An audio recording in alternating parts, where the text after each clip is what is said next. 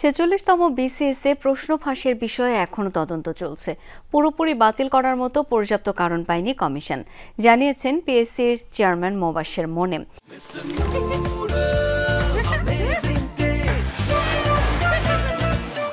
বিকেলে বাংলাদেশ সরকারি কর্ম কমিশনে এক ব্রিফিংয়ে কথা জানান তিনি। বলেন, সিআইডির তদন্তে যদি কেউ দোষী সাব্যস্ত হয় তখন সাথে সাথে ব্যবস্থা নেবে পিএসসি। এ সময় জানান, প্রশ্ন ছাপানো, সংরক্ষণ ও নিরাপত্তার জন্য সতর্ক আছে পিএসসি। বিজি প্রেসে বিসিএস এর কোনো প্রশ্ন ছাপানো হবে না, প্রার্থীদের বিভ্রান্ত করে সংবাদ পরিবেশন না করতে আহ্বান পিএসসি চেয়ারম্যানের।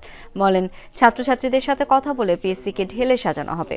জানান, 1 থেকে 1.5 বছরের মধ্যে পরীক্ষার জট ছাড়াতে কাজ করছে কমিশন, সিলেবাস সংস্কারেও কাজ চলছে।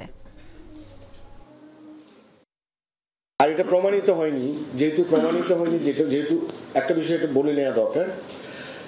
এখন এটা সিআইডি তদন্ত করছে। সিআইডি তদন্তে যদি দোষী বের করতে পারে সিআইডি, এবং তখন যেই মুহূর্তে তারা দোষী সাব্যস্ত হবে তৎক্ষণাৎ তাদের বিরুদ্ধে ব্যবস্থা নেওয়া হবে, তাদের চাকরি চ্যুতি হবে নিশ্চয়ই।